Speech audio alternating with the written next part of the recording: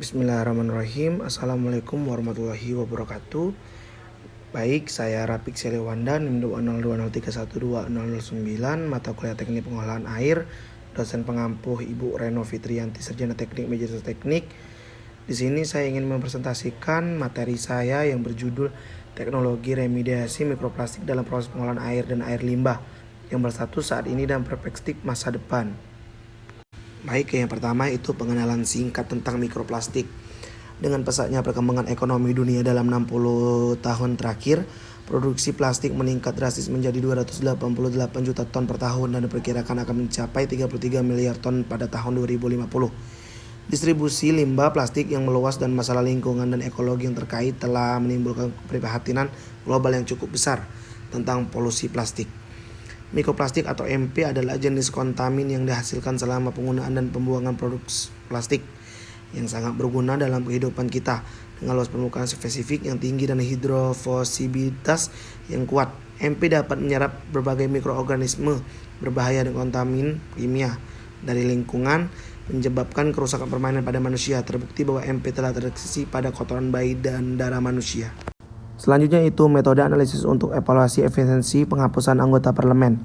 Metode untuk penilaian efisiensi penyisipan MP atau mikroplastik dibahas yang terutama mencakup metode penimbangan, observasi ion melalui mikroskop, spektroskopi, dan metode khusus lainnya.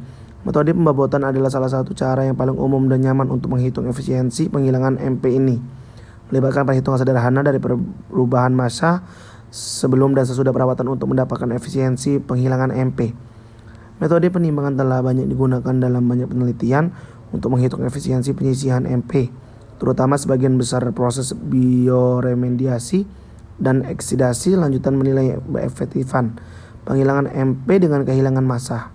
Selanjutnya itu yang ketiga itu penghapusan mikroplastik menggunakan metode filtrasi membran.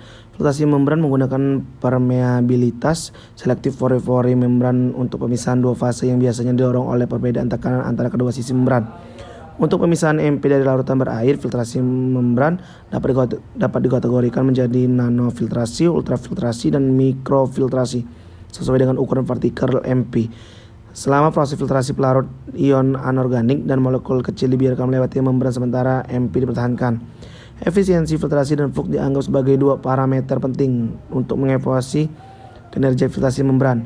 Efisiensi filtrasi mengacu pada persentase partikel mikro yang diblokir dan ditahan oleh media filter. Dan flux biasanya didefinisikan sebagai jumlah pelarut, misalnya air, yang mengalir melalui satu satuan luar persatuan waktu dalam gerakan fluida. Yang keempat yaitu penghapusan MP menggunakan metode absorpsi. Absorpsi adalah metode lain yang umum digunakan untuk menghilangkan MP yang dapat diklarifikasikan menjadi dua kategori, yaitu absorpsi fisik dan absorpsi kimia. Absorpsi fisik terkait dengan interaksi gaya antara molekul melalui gaya van der Waals, dan absorpsi berdasarkan ikatan kimia. Misalnya ikatan kovalent, ikatan ionik, ikatan hidrogen adalah absorpsi kimia. Absorpsi fisik umumnya terjadi pada suhu rendah dan ditandai dengan laju absorpsi cepat, panas absorpsi rendah, dan absorpsi non-selektif.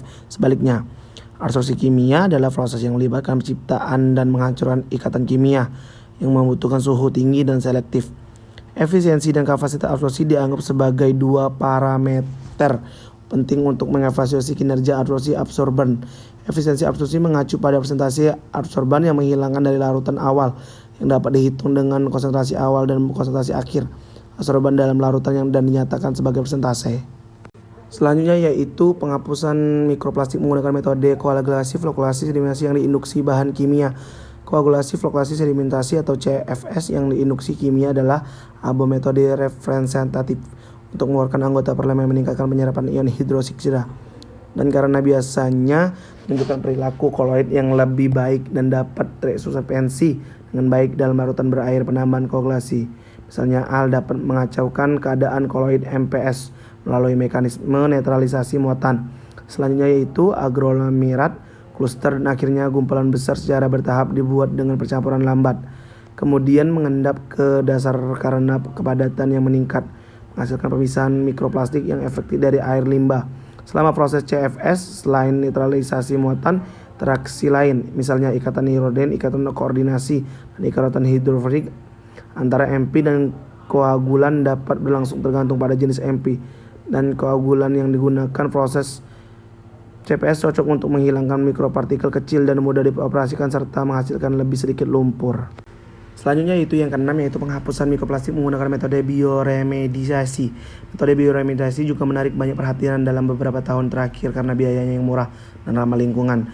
Teknologi bioremediasi dapat dibagi menjadi dua kategori utama, yaitu yang pertama itu biodegradasi mikroplastik oleh bakteri dan jamur. Kedua itu penyerapan MP menggunakan berbagai makhluk laut, hewan laut, lamun dan makrofita. Bakteri dan jamur adalah zat yang paling umum digunakan untuk bioremediasi mikroplastik. Karena keragaman taksonomi dan spesiesnya, sejumlah besar penelitian telah dilaporkan tentang penggunaannya untuk degradasi mikroplastik. Selain itu, keuntungan terbesar bakteri dan jamur dibandingkan dengan organisme laut adalah tidak ada rasa sakit yang dirasakan. Namun penelitian tentang penggunaan makhluk laut untuk menghilangkan MP masih relatif sedikit. Alasannya adalah sebagai berikut. Yang pertama itu mikroplastik menimbulkan ancaman bagi kesehatan kehidupan laut. Yang kedua itu banyak spesies pemakan aktif yang tidak cocok untuk tujuan bioremediasi karena rendahnya retensi mikroplastik.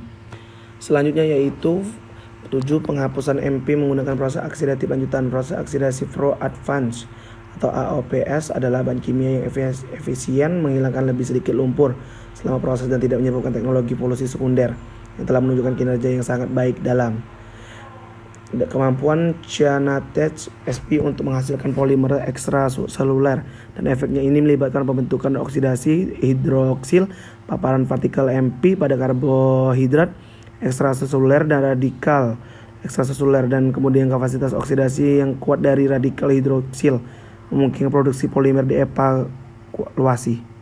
Yang kedelapan itu penghapusan MP dengan cara lain. Fluorotasi udara terlarut atau DAF adalah proses di mana udara dilarutkan dalam air di bawah tekanan untuk membentuk udara jenuh, dan kemudian tekanan dikurangi untuk mengendapkan udara keluar untuk mencapai fluktuasi udara.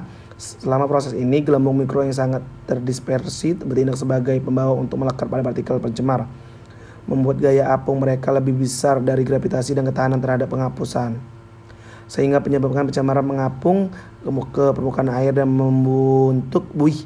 Terakhir, busa dikikis dari permukaan air dengan peralatan pengikis sehingga polutan dapat dihilangkan. Fluorotasi udara terlarut telah menunjukkan efektivitas yang baik dalam menghilangkan berbagai polutan partikel tersuspensi dari air, limbah, dan banyak digunakan dalam proses pengolahan air minum. Selanjutnya itu yang ke-9, kesimpulan. Dengan meluasnya penggunaan produksi plastik, mikroplastik muncul sebagai kontamin baru dalam kehidupan kita sehari-hari. Dalam beberapa tahun terakhir, para peneliti telah mengenali bahaya MP di lingkungan dan mengabdi diri untuk mengembangkan teknologi penghilangan mikroplastik yang efisien. Dalam ulasan ini, kami memberikan ikhtiar kemajuan penelitian terbaru dalam teknologi penghilangan MP yang bertujuan untuk memberikan beberapa wawasan untuk rekomendasi penelitian di masa mendatang. Yang terakhir itu yang ke-10, yaitu arah dan tantangan ke depan.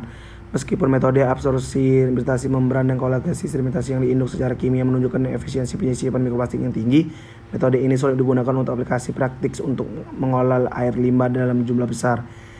Teknik penghapusan mikroplastik tunggal mungkin cacat, sedangkan kombinasi dari 2 atau bahkan lebih metode mungkin menunjukkan kinerja yang tidak terduga.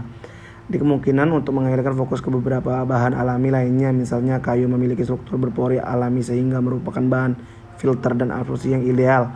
Dengan adanya struktur berpori hierarkis dan kelompok fungsional yang melimpah di permukaan, mudah untuk menyelesaikan struktur mikro dan kimia permukaan kayu untuk memenuhi kerangka organik kapolen atau COP terdiri dari bahan kristalin organik murni dengan keunggulan tunability spesifik, struktur berpori, tunability fungsional, stabilitas yang baik dan kepadatan rendah. Kerangka organik logam atau MOFS adalah komposit kristal yang terdiri dari ion logam. Baik, inilah presentasi saya tentang teknologi remediasi mikroplastik dalam proses pengolahan air dan air limbah yang berstatus saat ini dan berperspektif masa depan. Kurang lebihnya saya mohon maaf. Saya akhiri, wabillahi taufiq wal hidayah. Wassalamualaikum warahmatullahi wabarakatuh.